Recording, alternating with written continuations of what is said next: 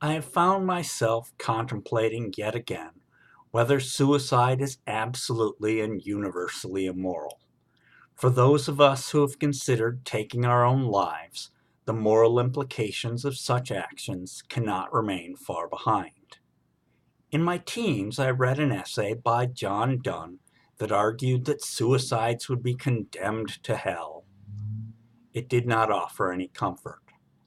Thoughts of an increasingly miserable life confronting thoughts of retribution for ending it do not create a healthy mental state. The sense that my two choices were a hell on earth or a hell in the afterlife did not seem just and caused me to doubt God's mercy as well.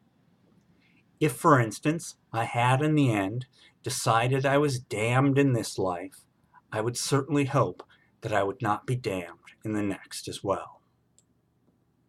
My thoughts about the punishment for suicide notwithstanding, it is still a serious moral error. It is a rejection of the gift of life and has been called both ungrateful and selfish.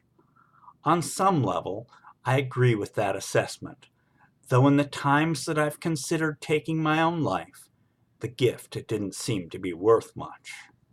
The truth is, life can stink pretty badly, and the hopelessness of depression makes all the little trials seem much bigger, and the big trials seem insurmountable. Suicide is also a grave immorality because a person who commits it deprives those who care for him of his presence and replaces it with the pain of that deprivation. But again, from experience, the thoughts that have led in that direction include a pervasive loneliness and serious doubts that my presence would be missed. By this point, I hope it is obvious to those who care about me that the sense that I am contemplating suicide is as a mental exercise and not an emotional intent to execute it. I am not currently, as they say, a danger to myself or others, and have not been for at least 6 months. This explanation is intended to push me away from that state instead of toward it. I'm buoyed at this point by the semicolon movement. A semicolon represents the choice to continue my life story instead of ending it.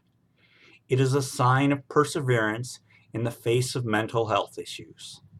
At the time of typing this, I am making the choice to continue writing my life story, both literally and metaphorically.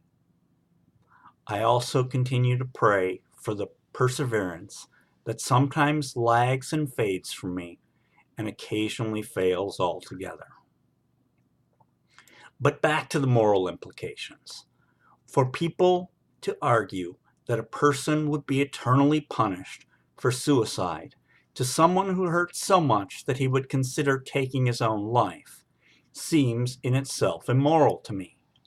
Causing a person in such a mental state to trade one terror for another does infinitely more harm than good to the one who is suffering.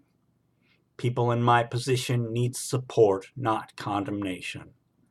Mental health stigma, when reinforced with doctrine that lacks all mercy, will more likely push someone past their limits rather than bring them back from the psychological and sometimes even the literal precipice. I advocate for a lot of things, and one of them is empathy for those who have contemplated suicide. Encouraging someone to choose life is not nearly as simple as getting them to fear death, but the former is much more healthy, and as I've argued here, much more moral.